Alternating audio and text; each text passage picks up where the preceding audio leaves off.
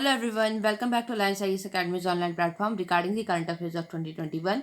So अपने current affair की series को आगे बढ़ाते हुए चलिए शुरू करते हैं डे 53 का session. I wish you all a very good luck. So the first question is which among of the following is slash are correct? There are 8 type of standing committees in India. They are permanent in nature and your options are A only, B only, both and none. So you have to choose the correct statement. So here the answer is B only, which means only second statement is correct. सो आपका पहला statement गलत इसलिए होता है क्योंकि 6 तरीके की आपकी स्टैंडिंग कमिटीज़ इंडिया में पाई जाती हैं जो परमानेंट नेचर की हैं. ये आर्टिकल आपने देखा होगा द हिंदू में, जहाँ पे जो आपकी स्टैंडिंग कमेटी बनी है उन्होंने समन को सॉरी आपका ट्विटर को समन किया है. ओके, आईटी से रिलेटेड जो आपकी स्टैंडिंग कमेटी बनी है तो अलग अलग उससे रिलेटेड बनती हैं. स्टैंडिंग कमेटीज हमने पहले भी कई बार डिस्कस करी हैं, तो आज हम उसको थोड़ा अलग वे में डिस्कस करेंगे. सो यहाँ पे हम देखते हैं कि आपकी लोकसभा और राज्यसभा के अंदर कौन कौन सी स्टैंडिंग कमेटीज़ होती हैं. याद रखिएगा कि एक स्टैंडिंग कमेटी आपकी एक से ज़्यादा मिनिस्ट्री को भी सर्व कर सकती है. तो जैसे आपको यहाँ पे दिख रहा होगा कि कमेटी ऑन एग्रीकल्चर है, सो आपका एग्रीकल्चर मिनिस्ट्री को भी कर रही है, फूड एंड प्रोसेसिंग इंडस्ट्री को भी कर रही है. Then you have committee on IT, फिर ये आपका मिनिस्ट्री ऑफ कम्युनिकेशन टेक्नोलॉजी को भी कर रही है, इन्फॉर्मेशन ब्रॉडकास्टिंग को भी कर रही है. ये आपकी लोकसभा के अंदर है, याद रखिएगा लोकसभा के अंदर बनी हुई है. फिर डिफेंस है ये आपकी, तो ये डिफेंस को सर्व कर रही है. ऐसे ही अगर हम साथ साथ राज्यसभा का देखें तो कमेटी ऑन कॉमर्स है जो आपकी कॉमर्स एंड इंडस्ट्री को सर्व कर रही है. कमेटी ऑन होम अफेयर्स है जो आपकी home affairs and development of north eastern region को कर रही है, डोनर कहते हैं जिसे.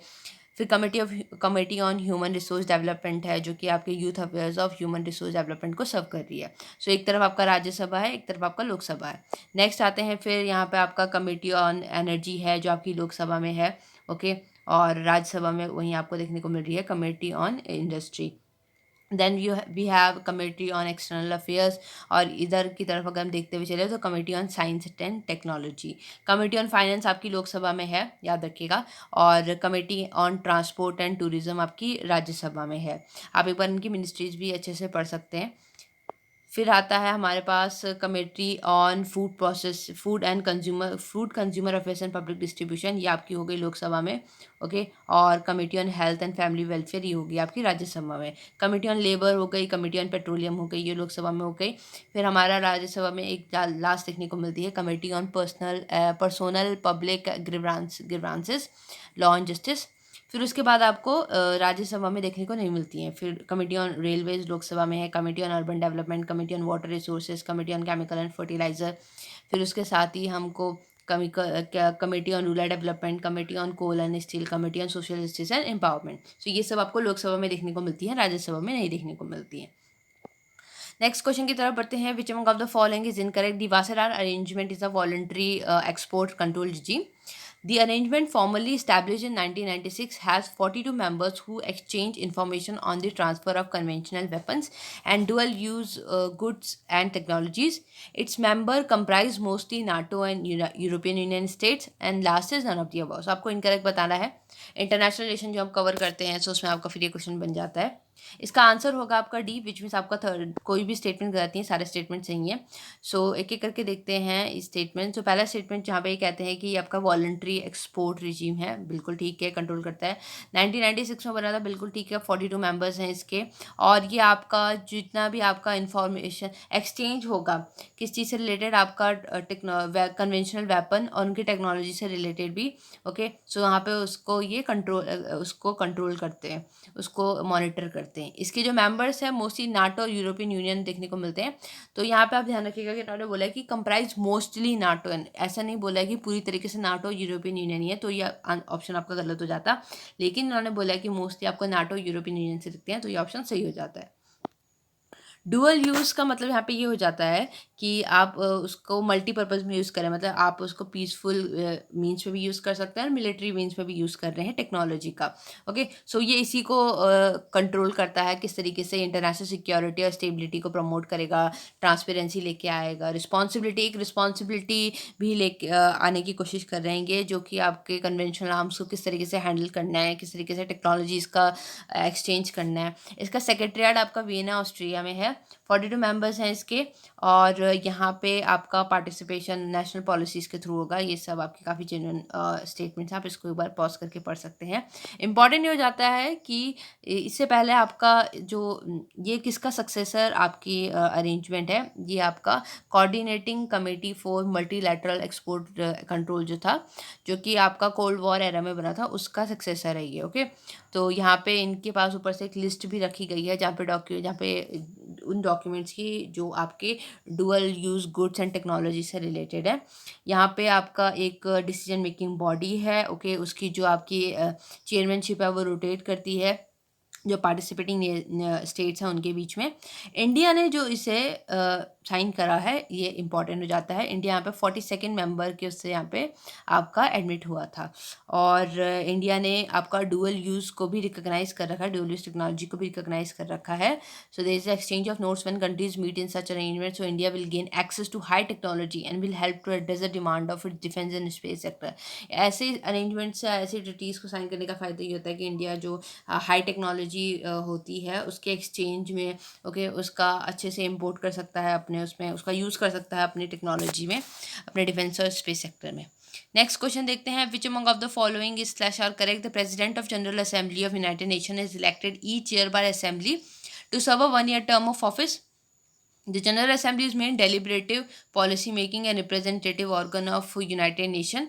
And your options are A only, B only, both or none. तो आपको करेक्ट स्टेटमेंट बताना है। इसका आंसर होगा आपका बोथ, विच मीन्स आपके दोनों स्टेटमेंट सही हैं। ओके, सो पहला स्टेटमेंट यहाँ पे बोलते हैं कि जो आपका जनरल असेंबली के प्रेसिडेंट हैं ये आपके हर साल इलेक्ट होते हैं, और ये 1 year का टर्म होता है। ऑब्वियसली बात है कि हर साल इलेक्ट हो रहे हैं तो उनका टर्म भी 1 year का होगा, और ये जनरल असेंबली ही आपकी डेलिब्रेटिव पॉलिसी मेकिंग और रिप्रेजेंटेटिव बॉडी है। एंटोनियो गुटेरेस का नाम आपने सुना होगा, उनको फिर से इलेक्ट कर लिया गया है, तो फिर आपको न्यूज़ का पार्ट था इंडियन एक्सप्रेस में आपने पढ़ा होगा। जनरल असेंबली जो है इसमें आपके सारे मेंबर्स, आपको यूनाइटेड नेशन के जितने 193 मेंबर्स हैं वो आपको जनरल असेंबली में उनका रिप्रेजेंटेशन देखने को मिलता है। और यहाँ पे फिर जो आपका डिसीजन है वो सिंपल मेजॉरिटी से लिया जाता है, ये इंपॉर्टेंट हो जाता है। और ये जितने भी इंपॉर्टेंट क्वेश्चन होते हैं आपके जनरल असेंबली से, पीस, सिक्योरिटी, बजटरी मैटर, सबसे रिलेटेड, सो यहाँ पे 2/3 मेजॉरिटी का यूज़ करके डिसीजन को लिया जाता है। नेक्स्ट क्वेश्चन देखने से पहले आप एक बार ये ध्यान रख लीजिए कि आपका जो यूनाइटेड नेशन है इसकी जो कुछ इंपॉर्टेंट बॉडीज़ हैं, कुछ मेन ऑर्गन है। ओके, तो जनरल असेंबली एक हो गया, सिक्योरिटी काउंसिल एक हो गया, इकोनॉमिक एंड सोशल काउंसिल एक हो गया, ट्रस्टीशिप काउंसिल एक हो गया, ICJ एक हो गया, यूनाइटेड सेक्रेटरिएट UN सेक्रेटरिएट एक हो गया। सो ये 6 बॉडीज़ हैं, 6 ऑर्गन है आपके UN के, ये इंपॉर्टेंट हो जाते हैं।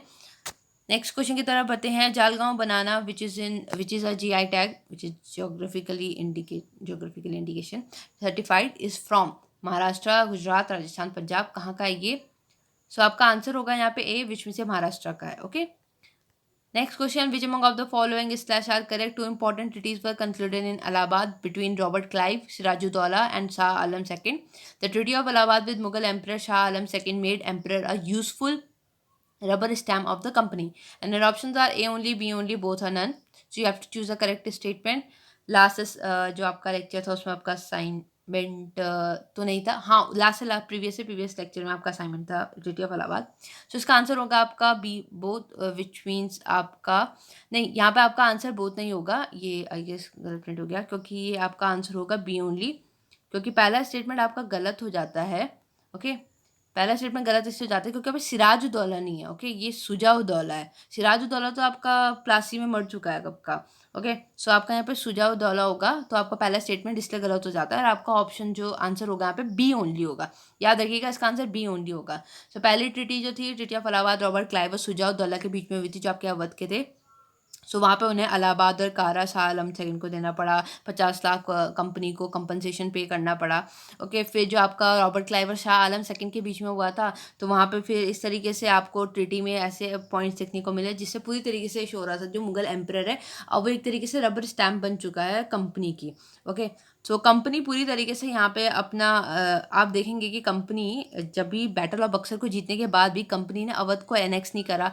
ओके, जबकि सुजाउद्दौला को उन्होंने पूरी तरीके से कंप्लीटली हरा दिया था, क्योंकि वो यहाँ पे जो आपका अफ़गान है, जो मराठा है, उनके साथ कोई भी कॉन्फ्लिक्ट को अवॉइड करना चाह रहे थे, इसलिए उन्होंने यहाँ पे कोई उनको पूरी तरीके से अनेक्स नहीं करा। तो शुजा-उद-दौला ने पूरी तरीके से यहाँ पे कंपनी को सपोर्ट किया और अवध एक तरीके से बफर स्टेट की तरह काम करा, मराठा, अफ़गान और कंपनी के बीच में बफर स्टेट की तरह। ओके, सो इसमें ही आप ये सब आपका वर्ड्स में लिखा, आप इसके बारे पढ़ सकते हैं। नेक्स्ट क्वेश्चन की तरफ बढ़ने से पहले आज का असाइनमेंट है, आपको एंग्लो मराठा वॉर के बारे में लिखना है, कितने हुए थे, कैसे, मतलब ज़्यादा नहीं, लाइक बेसिक इंपॉर्टेंट चीज़ें कितने हुए थे। ओके, सो स्टार्ट, चेक एक बार रिवाइज करिएगा, आपको पता चल जाएगा। Next question, Bandipur tiger reserve is situated in Madhya Pradesh, Uttar Pradesh, Karnataka, Kerala. कहाँ है आपका बांदीपुर टाइगर रिजर्व? सो आपका आंसर होगा आपका सी, कर्नाटका। ये आपका कर्नाटका में पड़ता है। Next question, Lothal city which is one of the prominent cities of ancient Indus civilization is in Maharashtra, Gujarat, Rajasthan, Punjab. तो आपको बताना लोथल कहाँ है, इंडस वैली सिविलाइजेशन की जो सिटीज में से एक थी। सो इसका आंसर होगा आपका बी, विच मीन्स आपका गुजरात में लोथल पड़ता है। ओके, नेक्स्ट क्वेश्चन देखते हैं, which among of the following is incorrect? Bond is an instrument to borrow money, bond could not be used by countries government to raise funds, bond yield is the return an investor realizes on a bond, the last is none of the above. So आपको incorrect statement बताना है। आपका answer होगा यहाँ पे B, which means आपका second statement गलत है, क्योंकि बॉन्ड को कंट्री भी इशू, गवर्नमेंट भी इशू कर सकती है, ओके, अपने फंड्स को रेज करने के लिए। सो पहला बिल्कुल ठीक है, ये एक इंस्ट्रूमेंट होता है जिससे मनी को बोरो किया जा सकता है। तीसरा बिल्कुल ठीक है, बॉन्ड यील्ड जो होता है, जो एक इन्वेस्टर को रिटर्न मिलता है उसके बॉन्ड के ऊपर। सो आपने ये आर्टिकल देखा होगा द हिंदू में, जहाँ पे बताया कि किस तरीके से आपका बॉन्ड यील्ड में स्पाइक आया है। ओके, सो इम्पॉर्टेंट जाता है बॉन्ड यील्ड। तो बॉन्ड यील्ड जैसे कि पीछे कहा ही गया था कि आपका एक तरीके से एक रिटर्न होता है जो इन्वेस्टर को मिलता है उसके बॉन्ड के ऊपर। सो कैलकुलेट कैसे करते हैं इसको? एनुअल रेट, जो कूपन रेट होता है उसको डिवाइड करेंगे आपके करंट मार्केट प्राइस से। कूपन रेट समझ लीजिए, ये एक तरीके का interest, rate of interest paid by a bond issuer on the bond face value. देखिए, हर बॉन्ड की एक फेस वैल्यू होती है। ओके, सो जो फेस वैल्यू मतलब उसकी जो एक वैल्यू होती है, सो उस पर जो इंटरेस्ट पे करेगा, अब इंटरेस्ट पे कौन कर रहा है? जो बॉन्ड इशूअर है। ओके, वो जो इंटरेस्ट पे करेगा, सो वहाँ पे उसको उसका कूपन रेट कहेंगे। So it is the rate of interest paid by the bond issuer on the bonds face value. ये आप एक बार इसको अच्छे से समझ लीजिए। मान लीजिए आपका ये एक बॉन्ड है, ठीक है, सो इसकी एक फेस वैल्यू होगी। सो इस फेस वैल्यू पे जो इंटरेस्ट पे होगा, ठीक है, अब ये इंटरेस्ट कौन देगा? जो बॉन्ड को इशू कर रहा है, जो इशूअर है। ओके, मान लीजिए ए है कोई, मिस्टर ए, ये आपके बॉन्ड इशूअर है, और मिस्टर बी हैं जो ये बॉन्ड आपके खरीद रहे। सो मिस्टर ए जो है, जो मिस्टर बी को आपका इंटरेस्ट पे करेंगे इस बॉन्ड की फेस वैल्यू के ऊपर, वो आपका कूपन रेट कहा जाएगा। ओके, सो वो आपका कूपन रेट कहा जाएगा। सो फिर इसी तरीके से अगर हम देखें कि आपका जो बॉन्ड यील्ड होता है, अगर हम उसका फॉर्मूला निकालें, सो बॉन्ड यील्ड का फॉर्मूला क्या होगा? आपका coupon rate divide by current market price. So ये आपका बॉन्ड यील्ड हो गया, और आपका जितना भी आपका एनुअल कूपन रेट होगा उसका डिवाइड करेंगे हम मार्केट प्राइस से। अभी जो मार्केट प्राइस चल रहा है, सो एक बॉन्ड की यहाँ पे आपको वैल्यू निकल जाएगी, सॉरी बॉन्ड यील्ड आपको यहाँ पे निकल जाएगा। ओके, फिर अगर इसको देखें दोबारा से, तो बॉन्ड जैसे हमने बोला एक इंस्ट्रूमेंट है जो मनी को बोरो करने के लिए यूज़ किया जाता है। ओके, गवर्नमेंट भी इसे इशू कर सकती है, कंपनीज भी इसे इशू कर सकती हैं।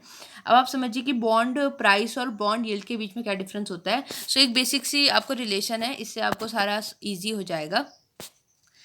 आपका जितना भी बॉन्ड यील्ड होता है वो आपका डायरेक्टली प्रोपोर्शनल, अगर मैं बेसिक लैंग्वेज में बताऊं तो ये आपका बॉन्ड प्राइस, तो जितना ज़्यादा आपका बॉन्ड प्राइस होगा उतना कम आपका बॉन्ड यील्ड होगा। ओके, सो जितना ज़्यादा बॉन्ड प्राइस होगा उतना कम आपका बॉन्ड यील्ड होगा, और जितना कम आपका बॉन्ड यील्ड होगा उतना ज़्यादा आपका बॉन्ड प्राइस होगा। मतलब इन्वर्सली प्रोपोर्शनल है, तो ऑब्वियसली बात है, एक बढ़ेगा तो दूसरा कम होगा, और दूसरा बढ़ेगा तो पहला कम होगा। ओके, सो बॉन्ड का यूज़ मनी को रेज करने के लिए करते हैं। ओके, सो बॉन्ड, अब drop in bond yield would benefit the investor. अगर बॉन्ड यील्ड कम होता है तो इन्वेस्टर को बेनिफिट होगा, क्योंकि उसको कम वो पे करना पड़ रहा है। आप समझ रहे हैं कि आपका बॉन्ड यील्ड कम हो रहा है ना, सो बॉन्ड यील्ड कम हो रहा है तो आपका इन्वेस्टर को इसमें फ़ायदा होगा। ओके, और वो ज़्यादा के ज़्यादा आपका कैपिटल यहाँ पे जनरेट कर सकता है, और बॉन्ड यील्ड बढ़ेगा तो आपका क्या बोलते हैं इन्वेस्टर को नुकसान होगा। नेक्स्ट क्वेश्चन की तरफ बढ़ते हैं। एक ये हाँ, INEUNAFVFOR exercise is being conducted in Gulf of Aden between India and USA, Indonesia, SAARC, India and European Union, none of the above. So किसके बीच में होने वाली एक्सरसाइज है कि न्यूज़ का पार्ट थी इसीलिए आप इसको देख रहे हैं। इसका आंसर होगा आपका C, which means India European Union की जो नेवल फोर्स है उसके बीच में होने वाली एक्सरसाइज है और ये गल्फ ऑफ एडन में कंडक्ट की जा रही है। लास्ट क्वेश्चन देखते हैं, which among of the following is not sharing border with Gulf of Aden? Somalia, Saudi Arabia, Yemen, none of the above. Gulf of Aden पीछे न्यूज़ में ही था, सो ज्योग्राफी इंपॉर्टेंट हो जाती है, वैसे भी आपका मिडिल ईस्ट इंपॉर्टेंट है। इसका आंसर होगा आपका B, which mean Saudi Arabia नहीं कर रहा है बॉर्डर शेयर। सो अगर आप इसको एक बार जूम में देखें तो ये रहा आपका गल्फ ऑफ एडन, ये रहा आपका सऊदी अरेबिया, सो जो कि आपको कहीं ना कहीं से भी बॉर्डर शेयर करता हुआ नहीं दिख रहा है। यमन कर रहा है आपका, रिजुबाटी कर रहा है, सोमालीलैंड कर रहा है, सोमालिया कर रहा है, सो आपको सऊदी अरेबिया नहीं दिख रहा है। Okay, so with this let's conclude today session. I hope आप लोगों ने अच्छे से प्रिपेयर किया, अच्छे से पार्टिसिपेट किया होगा। अपना फाइल्स को लिखना मत भूलिएगा। Thank you so much, thank you for participating.